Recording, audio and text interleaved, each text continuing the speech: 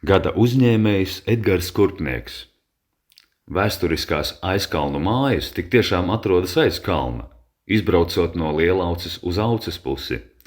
Tajās saimnieko Kurpnieku ģimene. Edgars Kurpnieks ir aitkopis, kurš aprūpē 50 aitu ganāmpulku.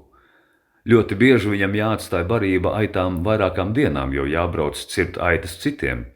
Jā, Edgaram Kurpniekam ir sena profesija, kāda Latvijā ir vairs tikai pāris vīriem. Viņš ir aitu cirpējs. Viesizrādēs viņam nākas braukt pa visu Latviju, sadarbojas ar apmēram 50 aitu saimniecībām. Chronometru rokā nav turējis, bet vienu aitu nocērpjot apmēram 5 minūtēs, stundā 12, dienā līdz 100.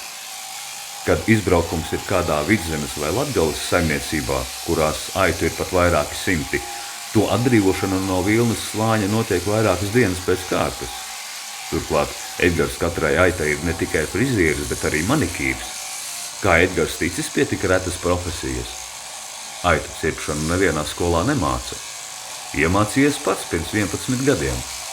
To noskatījies no Jaunzēlandes un Ziemeļīrijas cirpējiem, kuri tad braukuši cirpt aitas uz Latviju.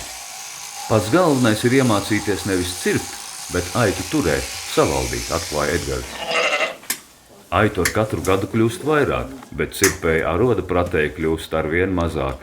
Vēl pirms pāris gadiem bija 5, bet tagad aitas frizēt izbrauc tikai 3. Edgaram darba arvien vairāk. Arī šogad vairāk. Jau gadu iepriekš viņš esot aizrunāts parasti pavasarī, bet gadās arī rudenī cirpt aitas. Jēriņu dzimšanu savā saimniecībā viņš ieplāno tā, lai pats tai laikā būtu mājās. Gada uzņēmējs Edgars Kurpnieks.